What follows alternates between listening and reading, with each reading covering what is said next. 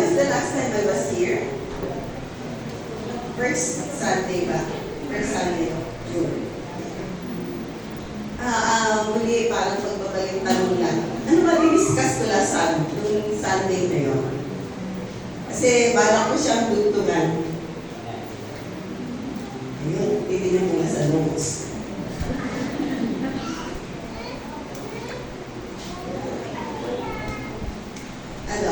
Anong topic natin nung the last time that I was here?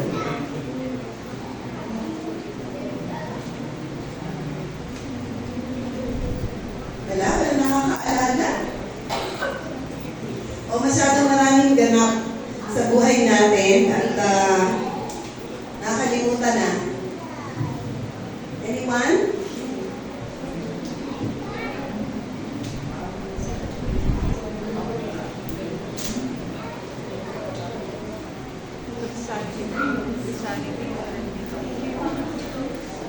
Ayon sa notes nyo, ano sabi?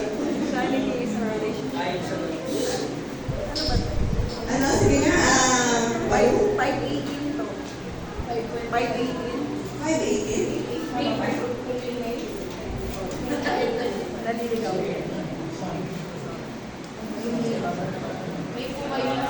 Ang huli ko ba, May? So, ibig sabihin, may isang buwan na tayo hindi nakikita.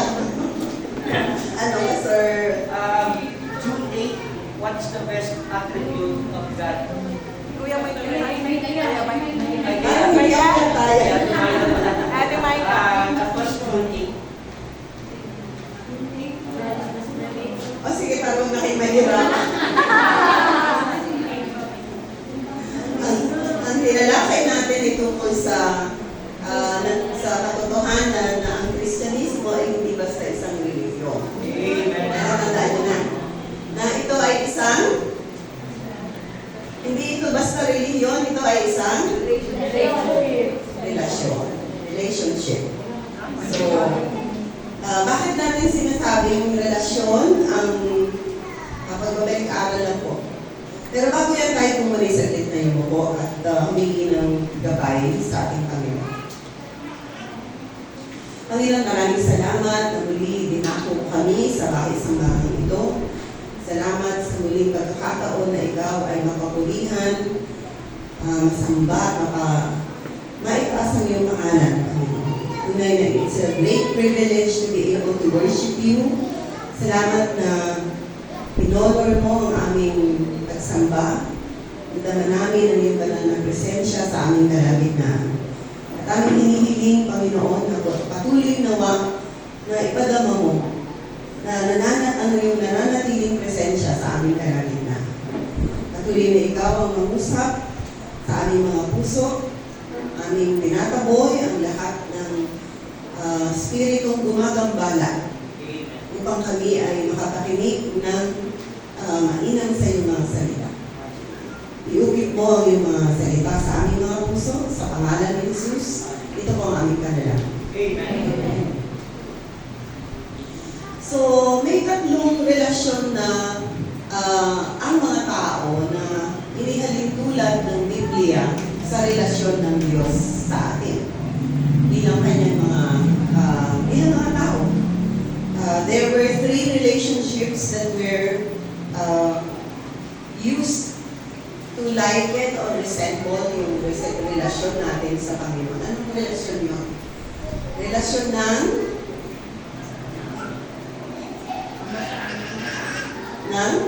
ama sa anak, magulang sa anak. Ano pa? Relasyon ng mag-asawa at relasyon ng magkaibigan.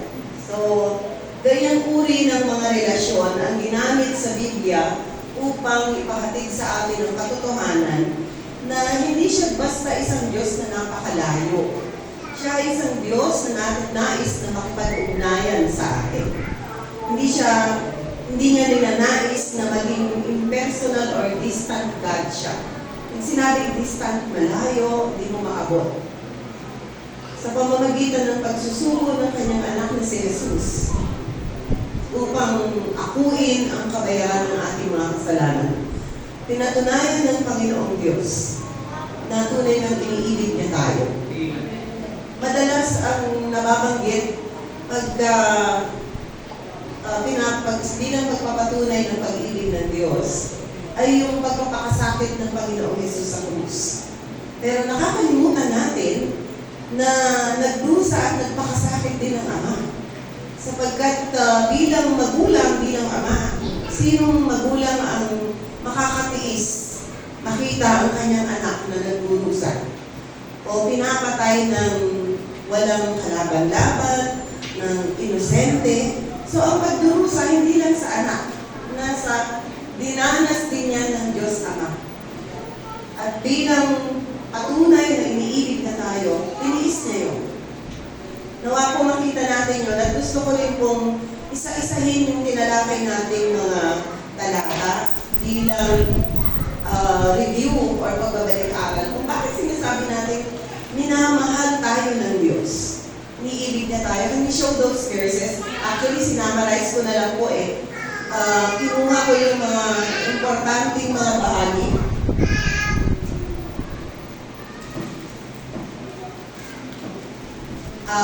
Meron akong sinensay. Yung apat o limang mga verses,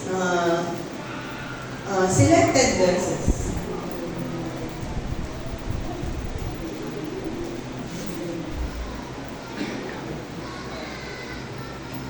These verses show us without the shadow of a doubt na minamahal tayo ng Panginoon.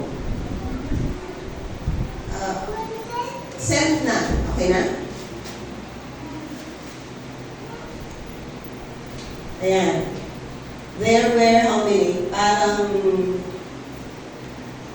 3, 4. 4. Nakalimutan ko ba yun? Yung una, sabi ng Panginoon, iniibig kita ng walang hanggang pag-ibig. Sa English, sabi niya nun, I have loved you with an everlasting love. Nasa Jeremiah 31:3 yan. Tapos yung famous na akin ka sa Isaiah 43:1. And then sa Joshua 1:9, sabi niya nun, huwag kang matakot o panghinaan ng loob, sapagkat sasamahan kita saan ka man magtungo o magpunta.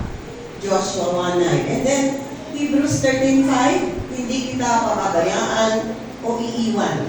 Itong mga pangungusap na ito, mga kapatid, reflect the kind of love that God has for us.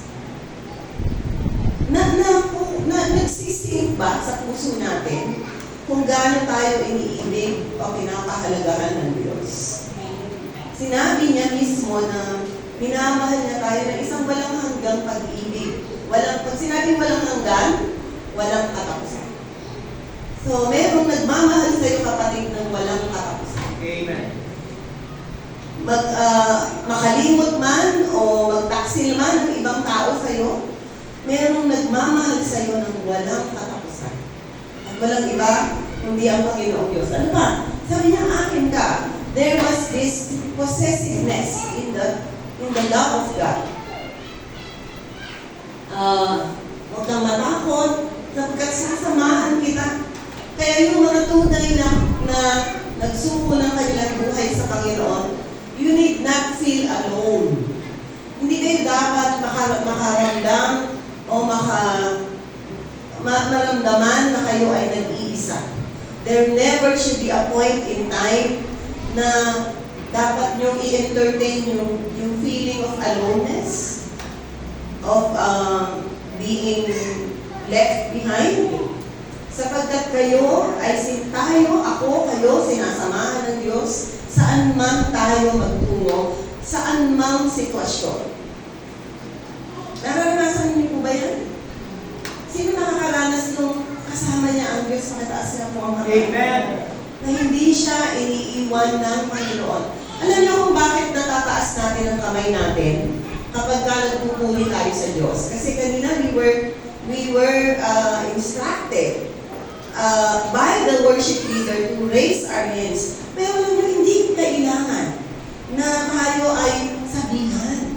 Pag tayo ay nararamdaman natin ang presensya ng Diyos, yan ay automatic. We raise our hands to Him. Yung iba hindi makapagtaas ng kamay. Bakit? Hindi nila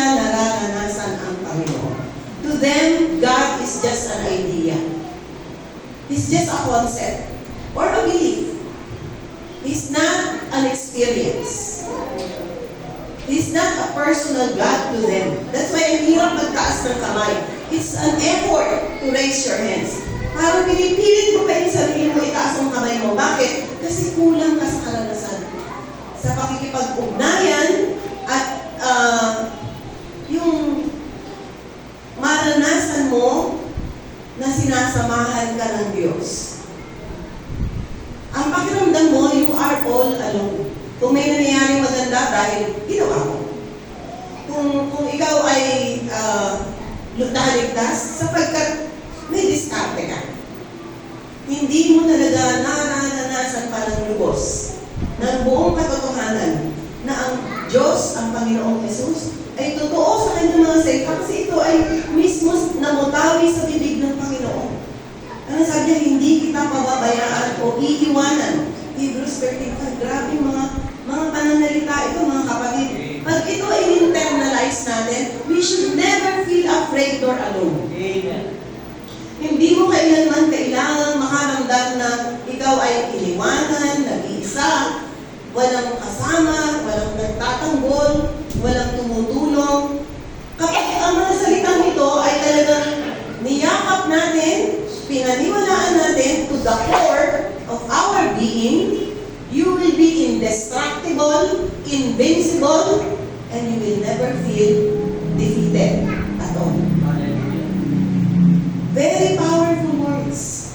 Ang tanong, mahal ka ng Diyos? Mahal din ako ng Diyos. Mahal ba natin siya? Do we love Him back? Meron bang mutual love existing between you and God and you? Kasi baka one-sided love yan. Unrequited love. Baka ang Diyos lang yung nagkikare. Nagmamalasakit sa'yo, pero ikaw wala kang pakialam. You don't care if you displease God. You don't care if you are bringing shame to His name. Ganun po ba, mga kapatid? Pag tayo'y minamahal, ganun ba ang isinusuli natin sa nagmamahal sa atin? Kapag may tao na nag-e-effort, na talagang ramdam natin yung pagmamahal sa atin, paano natin sinusuplian? Paano natin ibinabalik? Bakit hanggang ngayon, ang tagal mo na sa Panginoon, ang tagal mo na umaatin, parang hindi pa rin nagsisink the depth, yung lalim ng pag-ibig ng Diyos sa'yo. Ano ba sabi niya? Marami pa yan actually. Naglista lang ako ng iilan. Pero sabi niya, while you were yet sinners, I already died for you. Christ died for you. Ano ang ibig sabihin? Nung hindi pa tayo karapat-dapat sa pagmamahal ng Diyos, nung hindi pa na tayo marunong umawit ng mga worship songs, nung wala tayong pakialam, nung puro mura ang lumalabas sa bibig natin, puro bisyo, minahal ka na ng Diyos. Amen. Inibig ka na niya, inalay na niya yung buhay niya para sa iyo. Meron bang hihigit na pag-ibig sa ganyang pag-ibig ng Diyos? Kasi kung wala kang mahanap na pag-ibig na tulad ng pag-ibig ng Diyos, how would you respond to God's love? Kaya ko sabi ko, dudugtungan ko yung paksang yun. Kasi kulang yun eh. Ang Diyos lang ba ang nagmamahal? Ikaw kapatid, minamahal mo ba ang Diyos? Amen. Kailangan mong sagutin yan.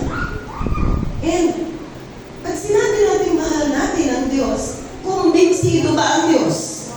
Amen. Nakikilala ba siya? Alam niyo, kahit anong relasyon, may tatlong essential.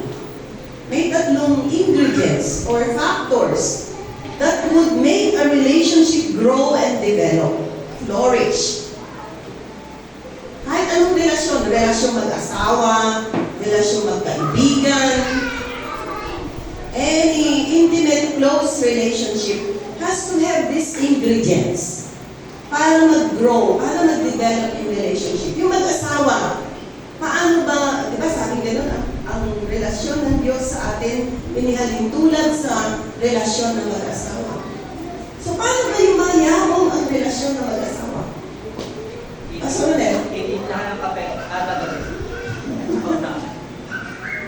Mukhang very specific si Pastor Nel. Pinagtitimpla ng gabi. Ay, ng kape, sorry. Pinagtitimpla ng kape. Sa umaga at sa gabi. Pinaka-the best po ay mama sa gilid. Naala ng manervyos na siya umaga at gabi. So, may mga ginagawa tayo. Sabi nga, the little in relationships, the little things are the big things. Amen. Yung mga inaakala natin, maliit lang yan, hindi na mapapansin. Pero, pag nag-care tayo, yung pagsasabi ng simple na ingat ka, Good. o mababayaan ang sarili mo, what are those? Those are simple ways of communication. Nagko-communicate tayo by way of our words and by way of our actions. Amen. Not that we care. So, para yumabong ang relasyon, kailangan natin maghanap ng paraan upang ipaabot sa ating minamahal na nagmamahal tayo. Pastor Rene, bagong galing sa biyahe niya, by the way, nasa Vietnam si Pastor Rene. He will be back on the 25th. Madalas, almost always, without fail, pag dumarating yan, pinagluto siya ng ulan. Wow. Kasi masyado na siyang nauumay sa pagkain ng Thailand, pagkain ng Vietnam. So, he really loves. Na pagdating niya, merong mainit na sabaw. Wow. Those are little things. Hindi naman siya yung grand gesture, pero it communicates na iniisip ko what will please Him. Iniisip ko kung ano yung makaka-affirm sa Kanya at matutuwa siya. Tayo ba iniisip natin yung ikatutuwa ng Diyos, mga kapatid? Amen. Ano ba yung makakapagbigay katuwaan sa Panginoong Diyos? Is that in our mind? Sabi ganun sa Psalm 10, awit 10. God is not in all the thoughts of the wicked. Alam mo yung nabasa ko yan, paisip ako, sabi ko, wala sa isip ng isang masamang tao ang Diyos. He is not in all His thoughts. So if you put that on the reverse, pag pinaliktad natin, sa wicked daw, God is not in all His thoughts. You put that, conversely, ano ibig sabihin? Na sa isang taong matuwid, ang Diyos laging nasa kanyang isip. Amen. Sa kanyang mga ginagawa, pinagdidesisyonan, inaasikaso, laging nasa at the back of His mind, ano kaya yung iisipin ng Diyos sa sasabihin kong ito, sa gagawin kong ito, sa pupuntahan kong ito. God is always factored in all His thoughts. Amen. Yan po ibig sabihin ng Psalm 10. Is God in our mind and in our hearts, in our thoughts? There should never be a point in time, mga kapatid, na mawawala ang Diyos sa ating isipan. Ay, hindi ko naisip yan. Bakit hindi mo naisip? Kasi occasional thought lang ba ang Diyos, mga kapatid? Pag nandito lang tayo sa simbahan, tsaka natin naaalala, ay, worship day na pala yun. Or should it be a Monday to Sunday transaction, relationship, 24/7? God must be in all our thoughts. We must be thinking, is what I am doing pleasing to Him? O baka nag-a-assume lang ako na natutuwa siya pero hindi pala. Alam niyo, nakakalungkot yun na pinapagod natin ang ating mga sarili, subalit hindi pala nakakapagbigay katuwaan sa puso ng Diyos. And for us to know what will please God, we need to listen to Him. We need to hear Him. So may communication. Number one po, yun po, take note of that. In any relationship, communication is a must. Amen. Hindi pwedeng Yung dalawang taong magkarelasyon, hindi nag-uusap. Nakakita ka na ba ng mag-asawang hindi nag-uusap? Ako nakakita na. Yung magkagalit. Diba? Pag hindi mo kinakausap ang Diyos, ano ibig sabihin? Magkagalit kayo ng Diyos. You're not on speaking terms. There has to be a two-way communication. Hindi rin pwedeng puro ka kasal, puro ka panalangin. Ikaw na lang na ikaw yung humihiling, umiiyak, nagsusumbong. Pero walang other side na kinakausap ka naman ng Diyos through His Word. It is through the Word of God that we hear His voice. We know His will. We hear His still small voice speaking to us. Kaya pag sinabing communication, two-way din yan. Hindi lang ikaw yung salita ng salita, kundi hinahayaan mo rin ng Diyos na mag-usap sa'yo. One way is by listening to the preaching. One way is by reading the Word of God. One way is by being still. Wala ka muna sinasabi. Nag-aantay ka lang na may sabihin ng Diyos. Na-try mo na po ba yan? Yung hindi, wala kang hinihingi. Hindi ka nagsasalita. You are just still before God. Hindi ka na nagbabasa. Tahimik ka lang. You allow the Spirit of God to talk to you. In His still small voice. Hindi ko ma-overemphasize ang importance ng communicating with God. Talking to Him, listening to Him. Pag sinabing communication, two-way yan. Hindi lang yung isa salita ng salita. At walang opportunity yung other party to respond or talk back to the person. When we say communication, it's talking to God and listening to God. That is one sign ng pagpapayabong ng relasyon natin sa Panginoon. Pangalawa, paano natin ibabalik o susuklian yung pag-ibig ng Diyos? Sabi sa 1, I can show those verses. 1, 14, 15, 21. John 14, 15, and 21.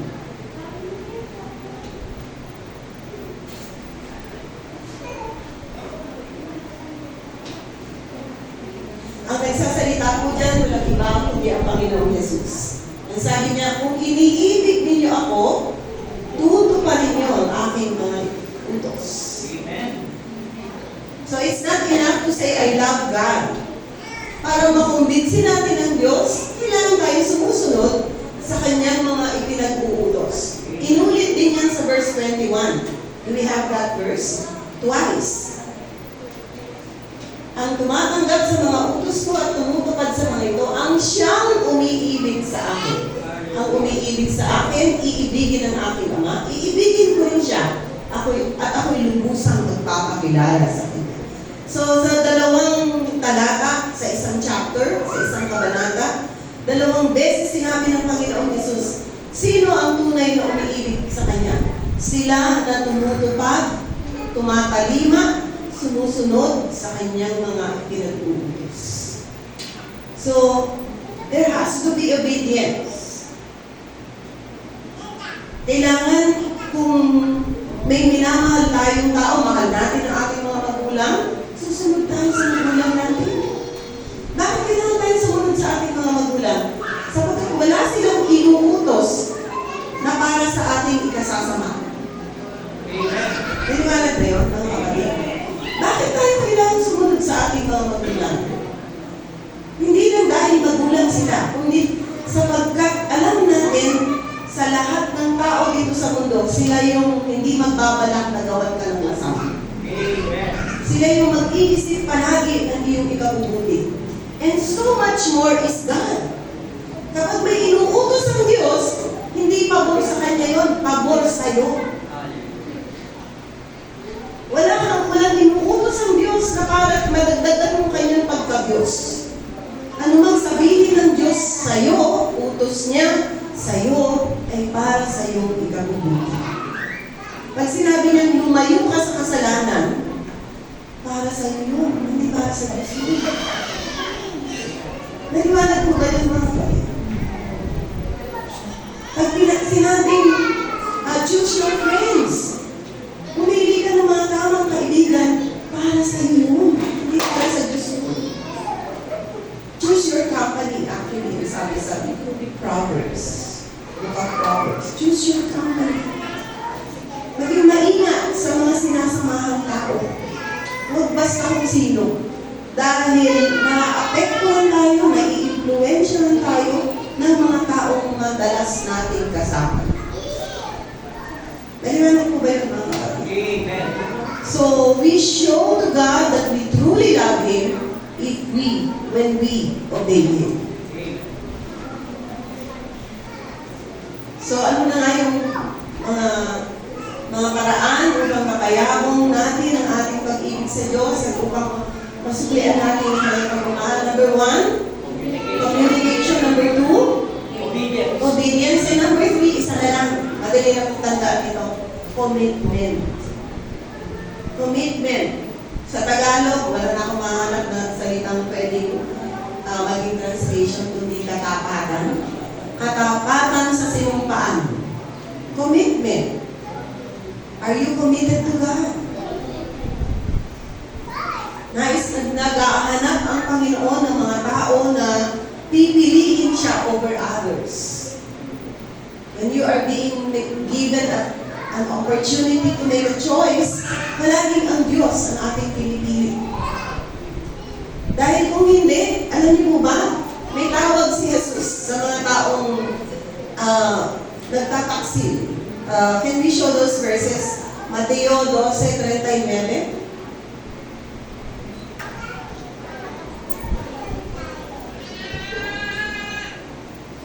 Eto, tignan niyo yung tawag ni Jesus sa mga tumatalikod sa Kanya. Sumagot si Jesus, lahing masama at taksil sa Diyos.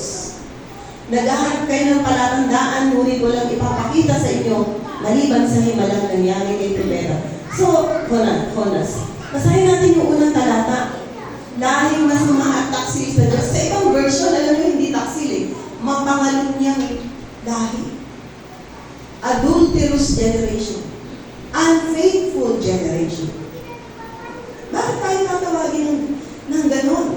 Bakit tatawagin, tinatawag ng Panginoong Jesus, ang isang henerasyon na taksil, mapangalunya, kasama? Alam niyo ba ibig sabihin ng mapangalunya?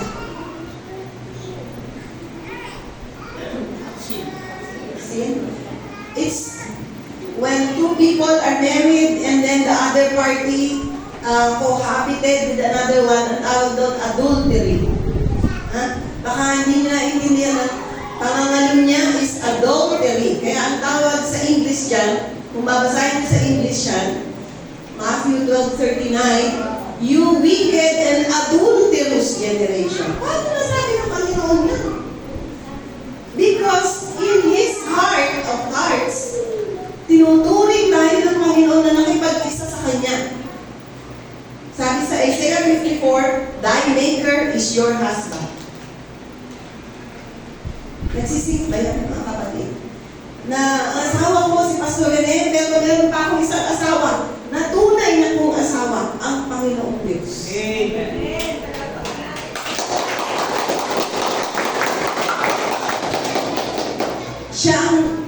Siya yung asawang hindi ka iiwan.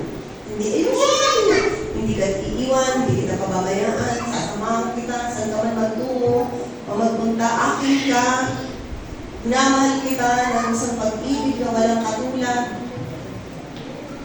Kaya, nung ang bansang Israel, ang kausap niya mga Hudyo, ang bansang Israel ay tumalikod sa Panginoon, sa Diyos ng Biblia, sumamba sa mga Diyos-Diyosan. Anong tawag ni Jesus? You wicked and adulterous generation. You have committed adultery. You have turned to other gods.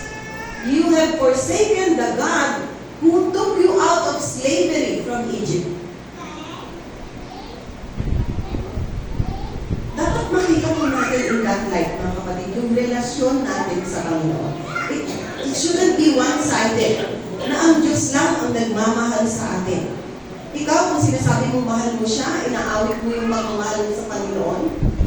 To convince God, you have to have, nag-coin na lang po ako, COC. COC, Communication, Obedience, And Commitment. Communication, Obedience, and Commitment. Yan po yung tatlong kaparaanan upang ang ating pag-ibig sa Panginoon ay lalo pang yumaho. Pag sinabing obedience, balikan ko lang po yan, may sinasabi ang Diyos sa iyo. Individually, may sinasabi ang Panginoon sa akin. Kung ano man yun, hindi ko alam. Ako, alam ko, may sinasabi ang Panginoon sa akin na dapat kong sundin at gawin bilang tanda ng aking pag-ibig sa Kanya. And so it's important, very important po, communication para makarinig ka. Anong sinasabi ng Diyos sa'yo? Anong ginuutos niya sa'yo? And then second, obedience. Kailangan i-carry out mo para matupad mo, para masunod mo. And then thirdly, you have to remain faithful to God. At nasusubok po ang pagkatapatan sa Diyos pag dumadaan tayo sa pagsubok. Amen. Nasusubok yan. Madali maging tapat pag maayos ang lahat. Yes. Kapag nakukuha natin yung gusto natin. Kapag parang lahat ng panalangin natin nasasagot. Pero kapag nabaliktad ang sitwasyon, lahat ng panalangin mo hindi nangyayari. At lalo pang lumalala yung sitwasyon, mananatili ka pa bang tapat. Parang ang nagaganap, tapat ka sa Diyos, pero parang baliktad yung mga nagaganap sa iyong buhay, yung pangako ng Diyos, hindi nagmamaterialize. So, will you still remain faithful and committed to Him? That's the acid test of our relationship with God. So easy to be faithful when everything is going rosy and well. Pero tandaan po natin, lahat ng pag-ibig dadaan sa apoy ng pagsubok. Amen. Walang pag-ibig na smooth sailing lagi. Every love, lahat ng pag-ibig, lalo na pag-ibig ng mag-asawa, dadaan yan sa pagsubok. Pagmamahal sa pagitan ng magkaibigan, dadaan sa pagsubok. Pamilya, relasyon ng magulang sa anak, dumadaan sa pagsubok. Araw-araw yata. Every day. Tama na. Pero ano ang hindi sapat ang mga pagsubok upang makatid? Diba mga kapatid? Hindi sapat ang anumang uri ng pagsubok. Gaano ng katindi? Gaano ng kapait? Upang maputol ang ugnayan. Sa halip, kapag nanindigan tayo, naging tapat tayo, lalong titibay ang relasyon. Lalong magiging malalim ang kaugnayan natin. Hindi lang sa isa't isa, sa mga minamahal natin, lalo na sa Panginoon Diyos. Kapag tayo ay nagpapatuloy sa gitna ng maaapoy na pagsubok, tumitibay ang relasyon sa Panginoon. Amen. Hallelujah, Lord. Amen? So, with that, I am concluding. We are concluding yung usapan, talakayan natin sa pag-ibig. Sa pagitan o relasyon natin sa Diyos. It has to be two-sided. Hindi lang Diyos ang nagmamahal. Dapat sinusuklian natin ng pagmamahal, ng pagsunod at katapatan ang pag-ibig ng Diyos. Alam po ba yan mga kapatid? Tayo kapituloy. I love that song na pinaawit sa atin ni Eunice.